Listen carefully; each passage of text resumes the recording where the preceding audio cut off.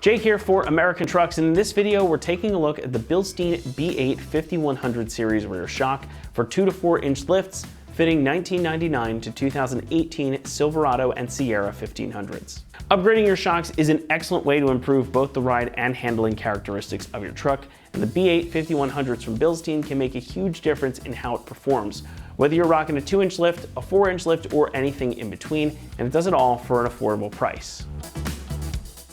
I do not like to mince words when it comes to suspension modifications. When it comes to getting some kind of lift or level on your truck, yes, we all want the look, but it should ride and perform well too. And nobody does ride and handling better than Bilstein. I've had Bilsteins on several of my own vehicles, including a set of these B8 5100s, and I can tell you that they never fail to impress. Now this shock is set up for a lifted truck, anywhere from 2 inches up to 4 inches. And if you're gonna have a variance like that, you've gotta have the damping to match. Otherwise, the ride is gonna be compromised and it may not handle well or be safe. But of course, Bilstein has got you covered here. The B8 5100 features digressive valving technology inside, which allows the shock to instantly react to impacts and varying road surfaces. There are velocity-sensitive, digressive floating pistons inside, and they allow for more variability in rebound, compression, and travel than a traditional shock. And that just adds up to more control on the street or trail. Despite being a non-adjustable monotube shock without remote reservoirs, the damping here is excellent, and you can definitely feel the difference in body control versus stock. It's not gonna ruin the ride quality by any means. In fact, it stays pretty much the same, just a bit more firm and again, more controlled. It's a shock that doesn't really compromise in any way. Construction, as is typical with Bilstein's offerings, is excellent as well. You get a 46mm diameter shock body that is zinc plated for durability and good looks. Now inside are chromed and hardened piston rods with that velocity sensitive digressive floating piston we were talking about earlier. You also get new OEM grade bushings at either end on the mounting points, giving you everything you need to replace your shock. Now Bilstein also backs these up with a lifetime warranty against defects, and I can tell you from experience, they are good about honoring that. Just make sure you save your receipt. Pricing will come in at about $150, and as you've noticed by now, I've only got one shock up here on the table, and that is because these are sold separately. So make sure you select 2 for your quantity when you go to buy them, since you do want to get these in pairs. Now that $150 price point does put these about in the middle of the range price-wise, and in my book that seems to be about right. Since you aren't getting things like adjustable damping or remote reservoir, you do save a bit on cost. But these are still going to provide excellent damping control and the ability to get your truck right with that lift on it too. So if you're shopping for shocks that are really gonna complement your lift kit, you really can't go wrong with a set of these. Now it's worth mentioning that there is a matching front shock of this same series available. So if you're doing them, I would highly recommend doing both front and rear together. It's gonna make a big improvement in how your truck drives, and it's always good when you do shocks to have a nice clean match set. Installation will get a 1 out of 3 on our difficulty meter, and this should take you about 1 hour per shock. Now, since the rear of these trucks is a leaf spring, you just have to unbolt your stock shock absorber, bolt this guy in its place, and then repeat it on the other side with that second one that you've also added to your cart. Now, aside from taking the wheel off and jacking the truck up, this is really a 2-bolt job. It's pretty straightforward and definitely something you can accomplish at home. And to show you that process now, let's hand things over to one of our AT customers. So today we're going to be replacing the rear shocks on my 2009 Silverado. You can see the tools that I'm using today. There is an adjustable wrench. There's a pair of wire snips to cut the straps off of the tubes to let them extend out. There is an extendable ratchet and a 13/16 socket. And all I'm doing here is just letting the shocks extend out a little bit. They're gonna come to you shipped, strapped up, compressed down. So that's all I'm doing, is just allowing them to extend out a little bit. Now that I'm under the truck, you take your adjustable wrench.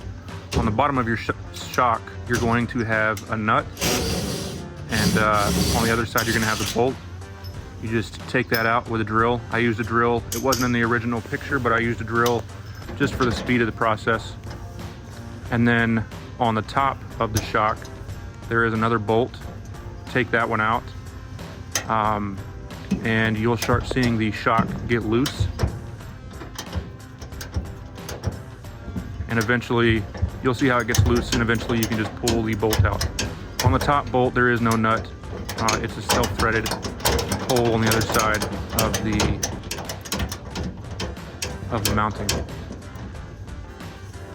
But you just take that off, pull the bolt right on out, and the shock will come right out. I did use a drill again. Once again, this is just for the speed of the process. It's kind of hard to get up in there. You're underneath the bed of the truck. I do have a 3-inch lift. These shocks that I'm installing are for 0 to 3-inch lift. They are built-in, and the ones that I'm taking out are Rough Countries. So I've heard a lot of good things about the Bilsteins. I'm just gonna put in the Bilsteins right here. This is the top bolt. Just reattach the top bolt. Everything that you take out, you put right back in. Super simple. Throw it in there, drill it in. Once again, there's no top nut for the, there's no nut for the top. For the bottom, this is where it gets a little bit tricky. You do have to compress the shock up so that you can get the bolt, the bottom bolt in. But once you get it in, you can throw the nut back on and tighten it up with the drill or ratchet, 13/16 socket. Just hold your adjustable wrench, hit it with the drill, and it'll get right back in there.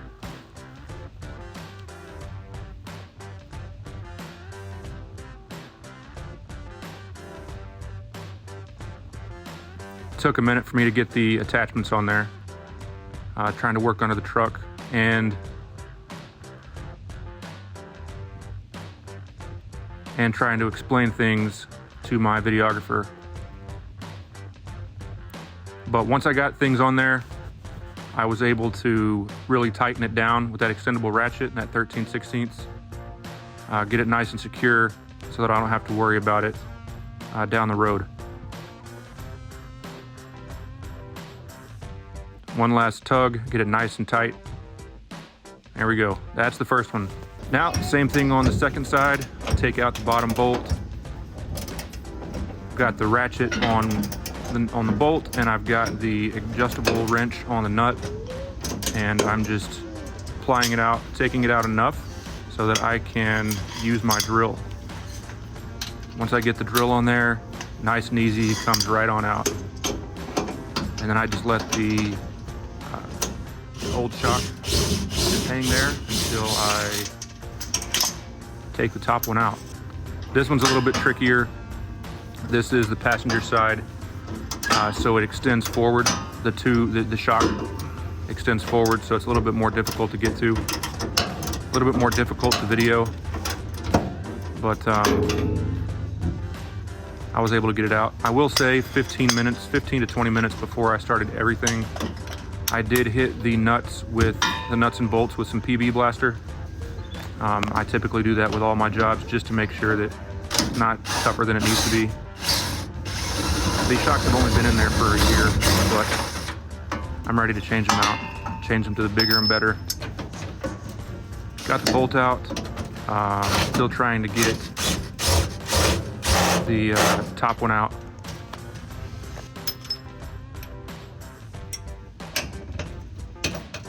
Got the top bolt out. Now it's time to do the same thing to the bottom as I did the other one.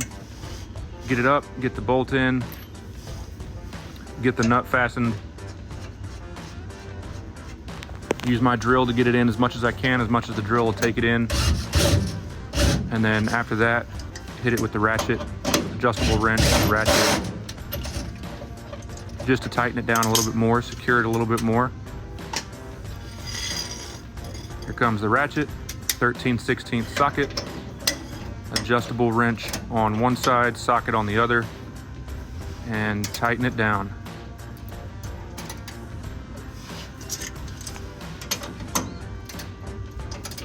Super simple process. You will see that I have the jack stand up there. Wasn't really completely necessary, but I just always put a jack stand up anytime I'm working under the car. Yeah. Tighten it down, get a few more tightens on it, nice and tight, and that's it, job is done. That's going to do it for our review and install of the Bilstein B8 5100 series rear shock for 2 to 4 inch lifts, fitting 1999 to 2018 Silverado and Sierra 1500s. Thanks so much for watching, and as always, for all things Silverado and Sierra, be sure to keep it right here at AmericanTrucks.com.